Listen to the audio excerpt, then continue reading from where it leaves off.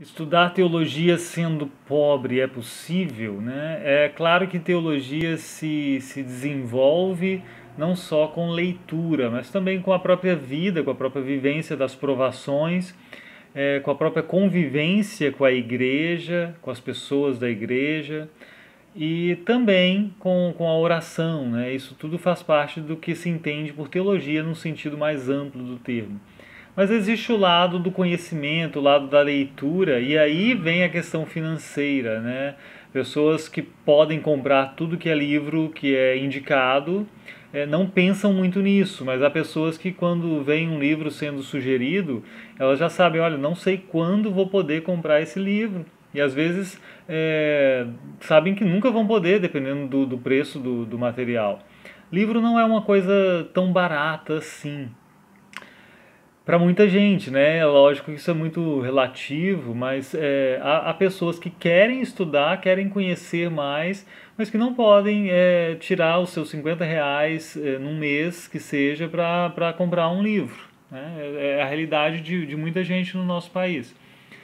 Pensando nisso, eu queria sugerir alguma coisa. Então, essas pessoas que querem estudar teologia e não têm grana para gastar com livro, o que fazem quando querem caminhar dentro da legalidade, né? Não querem recorrer à pirataria? É possível, sim, ler coisa de muita qualidade sem gastar dinheiro.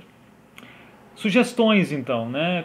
Vou dar algumas sugestões já com exemplos. Você tem interesse em Bonhoeffer? Quer saber sobre Bonhoeffer?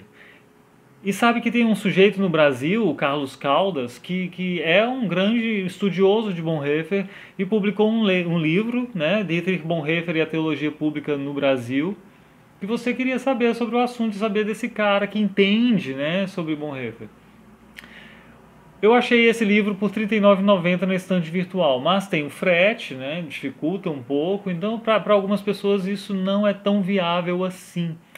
O que eu faço? Bom, vou lá no Lattes, na plataforma Lattes, e vejo o currículo do Carlos Caldas e descubro que ele publicou alguns artigos sobre o assunto. Geralmente o sujeito que é interessado no assunto e que chega a escrever um livro sobre esse assunto, andou publicando artigos também. E, por exemplo, em 2015, o Carlos Caldas publicou um artigo numa revista, num periódico acadêmico lá da Federal do Rio Grande do Norte, com o título Religião e Política em Dietrich Bonhoeffer. Pô, que assunto que muita gente quer saber, né? Um assunto tá aí sendo discutido por muitas pessoas e você tem aqui um especialista escrevendo 24 páginas sobre isso, de graça e legal, né, para você ler.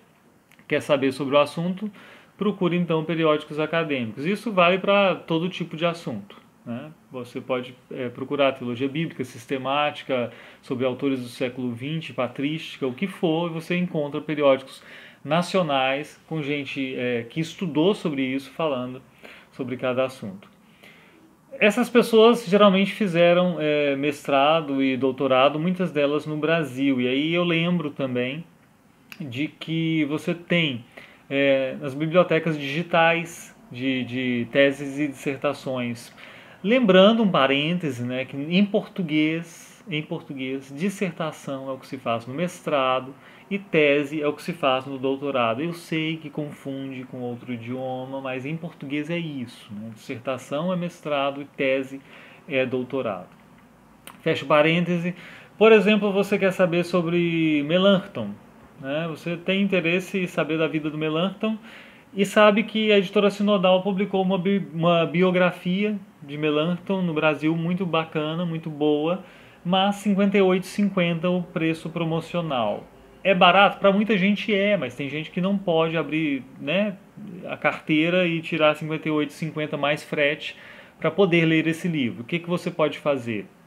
Sendo uma pessoa correta, que não quer fazer nada ilegal, você descobre que, por exemplo, um sujeito chamado Paulo Albrecht, que é luterano, defendeu uma dissertação de mestrado no Rio de Janeiro, na PUC-Rio, sobre Melanchthon. O título da dissertação dele, inclusive, é Philipp Melanchthon, Vida, Teologia e Figura do Outro Reformador de Wittenberg, né? Isso está acessível pelo site da própria PUC Rio, na biblioteca digital deles.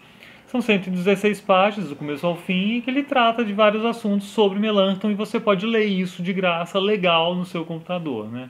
Isso também vale para vários assuntos, né? Tem um mundo de dissertações e teses aí online no Brasil para você ler sobre teologia, inclusive. Bom, você não gosta de ler no computador, aí fica um pouquinho mais complicado, né? Você pode pensar em pedir livro emprestado, nem sempre funciona.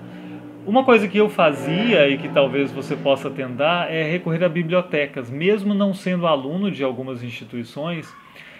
Por exemplo, em Belo Horizonte, quando jovem, eu frequentava bastante até a biblioteca da Faculdade Jesuíta, da FAGE. Geralmente a portaria estava aberta, eu simplesmente entrava e ia até a biblioteca. Às vezes tinha que tocar o interfone, mas eu só dizia, eu vim pesquisar na biblioteca. Ninguém nunca me perguntou nada. Não sei nem se o regulamento era muito, via isso com bons olhos, né? Mas é normal isso acontecer. Aqui em São Leopoldo também eu frequento de vez em quando a biblioteca das faculdades Este. Você entra sem problema algum. É claro que nesses casos, né, você é um externo, você não vai retirar livros e levar para casa. Mas tem uma certa vantagem nisso também, né? Você não deixa o livro ali para que as ondas do conhecimento cheguem ao seu cérebro pelo ar, ou também não fica protelando a leitura, né? Depois eu leio e aí quando está quase na hora de devolver você vai ler. Você tem um tempo para aproveitar a biblioteca, você senta, lê e faz suas anotações. Já pensa outros livros para a próxima visita. Eu acho que isso foi muito útil para mim. Eu sugiro. Se você está numa cidade em que a instituição de teologia que tem ali parece meio fechada, né, fisicamente fechada, não custa você mandar um e-mail, né, para a biblioteca, se existe um e-mail da biblioteca, ou para a secretaria da instituição, dizendo, olha, tem interesse em tal assunto, é bom definir um assunto para parecer coisa mais séria, e aí você diz, tem interesse em tal assunto, vi que no acervo tem tais e tais obras, eu poderia entrar e consultar na biblioteca esse material. Eu não vejo motivo para recusarem isso, né? Isso acontece no mundo inteiro, em bibliotecas do mundo inteiro, sem grandes burocracias, sem grandes problemas. Pois em princípio seriam essas as ideias iniciais sobre bibliografia. Isso estamos limitados ao português, né? Eventualmente em outro vídeo eu tento comentar mais um pouco algumas ideias de como estudar teologia sendo pobre, né?